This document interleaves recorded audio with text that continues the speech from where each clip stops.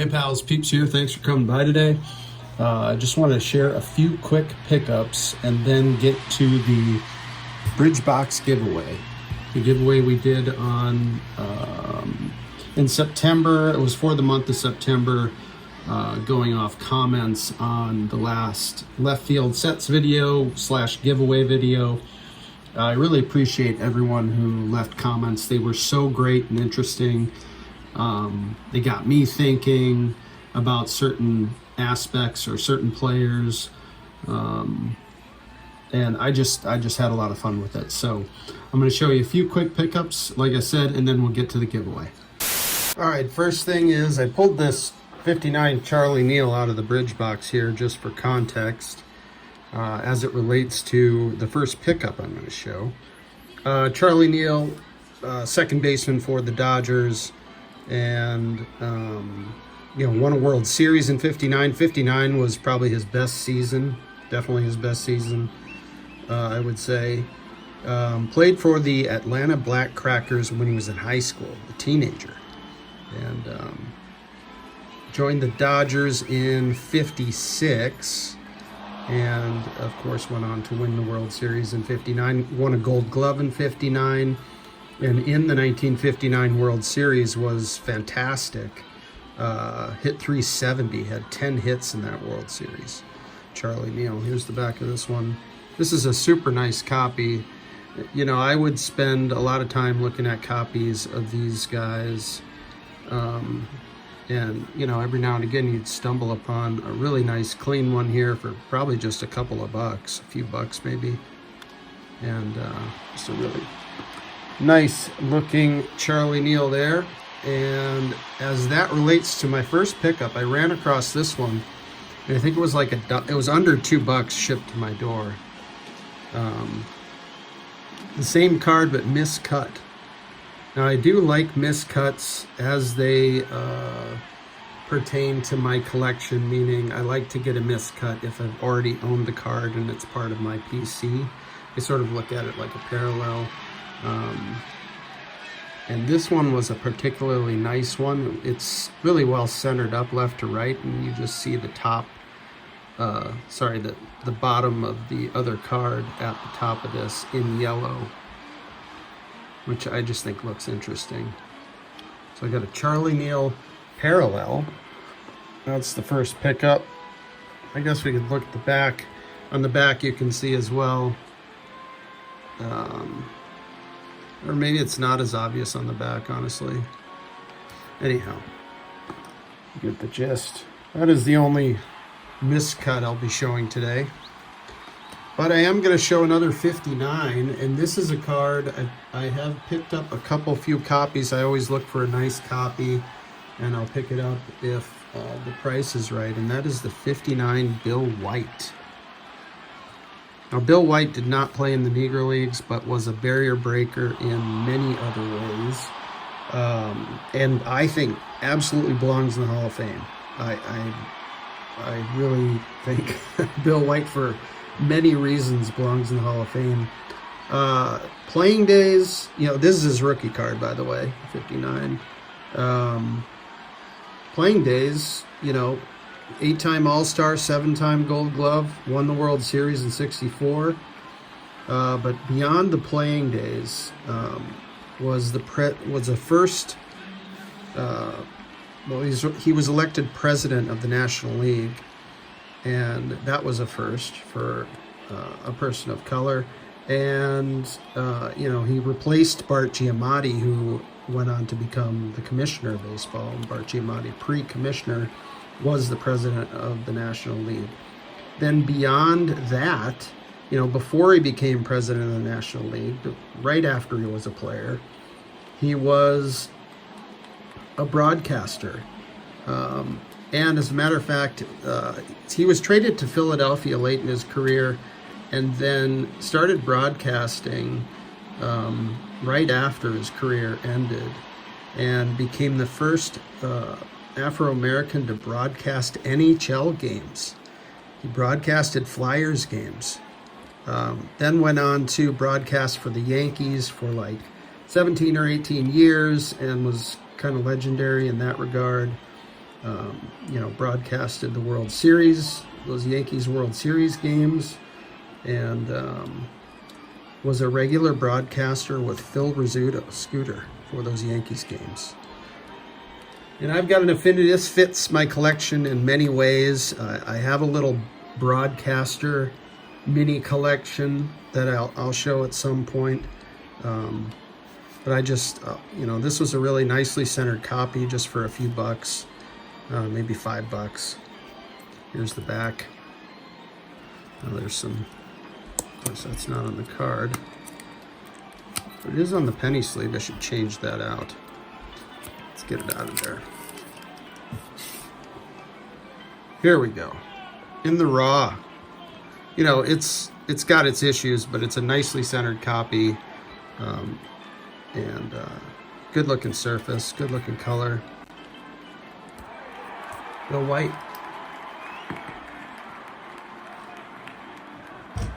Bill White for Hall of Fame. That's my, it's going to be my campaign. It's a better light on these. All right, next pickup. This one was inspired by Drew over at Clean Cheap Shots, who has told a wonderful story about this gentleman, and also, who is also a barrier breaker in his own way. That's George Shotgun Shuba, and I just love this image on the 54 Bowman, and found this copy a really affordable copy. There's some wrinkling here, but it really presents well, and this was just like $5 or something. Nice George Shuba. Of course, Drew tells a great story about how George Shuba was the first first and only to shake Jackie's hand after a home run, his first major league home run, and tells a great story about that moment and the moments after that. But go check out Drew over at Clean Cheap Shots, full of great stories. It's a fabulous channel. It's not to be missed. So that inspired me to make sure I had a nice George Shuba in the collection. All right, next up we've got a 1989 Best Baseball Minor Leagues Sam Harriston. Now, Sam Harriston is the first in a long line of Harristons that played in the major leagues, but Sam did play in the Negro Leagues, played for the Birmingham Black Barons, and of course, as you can see here, this card is as a coach of the Birmingham Barons in the late 80s, early 90s. This is from 89. But in 1951, so he started with the Black Barons in 1944. In 1951, he had the briefest of appearances with the Chicago White Sox. He had 5 at-bats. He went 2 for 5. And, of course, he was 31 by the time he got into the majors. But he won the Triple Crown in the Negro Leagues with the Indianapolis Clowns in 1950. So, quite the player. Sam Harriston, of course, his kids and a couple of his grandkids maybe played in the majors as well. So that was cool. And Playing Days cardboard, I don't believe, well, it doesn't exist for Sam Harriston as far as I know. And the only thing you might find is a coaching card in the some of these best sets. Classic might have one. I think there's maybe 2 or 3. But that was cool. A nice, inexpensive addition to the Bridge Player collection. You can check Sam Harriston off the list. And here's another one I was excited to check off the list. The only card I can find of this gentleman, and it happened to be released in Topps Archives. It was an Archives fan favorite certified on-card auto. And this came out in 2021, and I just found a copy, I guess it was probably 6 or 7 months ago. I just haven't quite shared it yet. And here it is, the Bill Greason autograph. Now, Bill Greason just turned 100 years old, like a week ago. When did he turn 100? I think I wrote it down. That was a month ago. A month ago, Bill Greason turned 100. Bill Greason played for the Birmingham Black Barons as well from 48 to 51, and maybe crossed paths here with Sam Harriston, senior that is, and played for the St. Louis Cardinals in 1954, appeared in 3 games. So it was really cool. You know, like I said, as far as I know, this is the only Bill Greason card in existence. These were limited to 50 copies. Here's the back. From what I understand, these are limited to 50 copies. And hey, Bill, happy birthday. Happy belated birthday. Great 58 design there. Love that one. All right, next is another certified autograph issue, and this one comes from way back in 1997. Super cool, pack issued on-card autograph on the 1951 Topps game design of Monty Irvin. I love where the auto lands on this, kind of right up the diamond there on the left-hand side. Everything's working on this card. And this was had very inexpensively. Let's put it this way, I think it was had for about the price of a modern day blaster, which is crazy, or value box, whatever you want to call it. Then we're gonna jump to 2005 and go to the Topps all-time fan favorite set to show you the companion to the Monty, and that is the Monty Gold Refractor.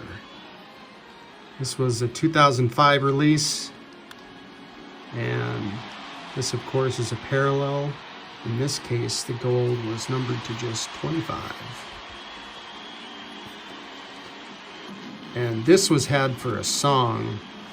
I believe it was like 14 bucks, or maybe less, 10 bucks.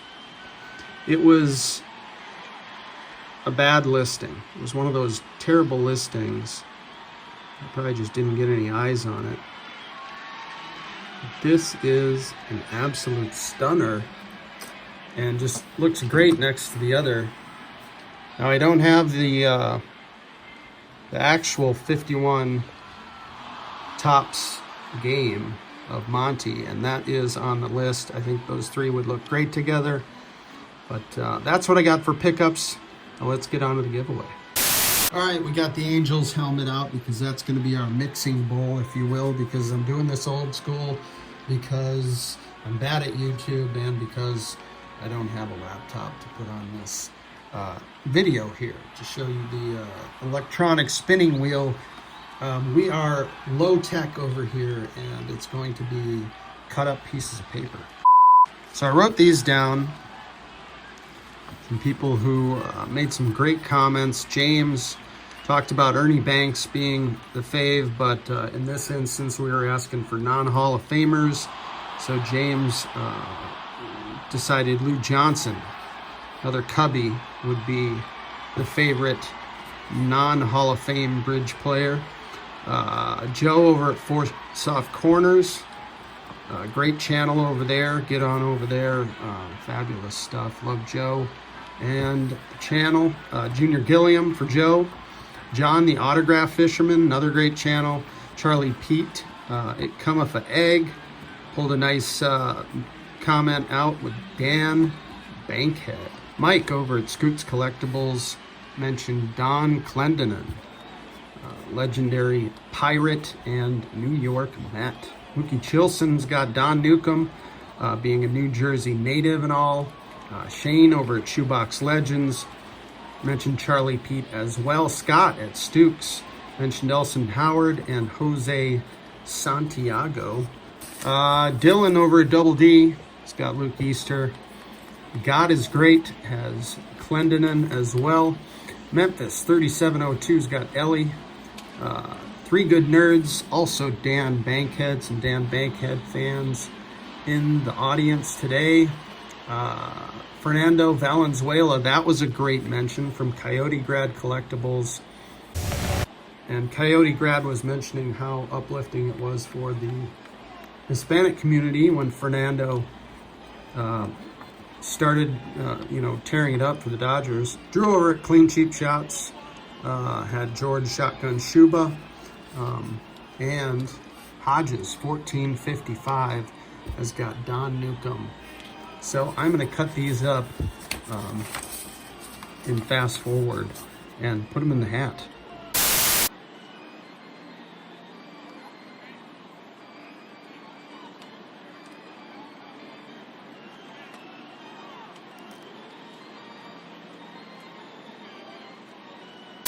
All right, here we go. We're gonna give this a good shake.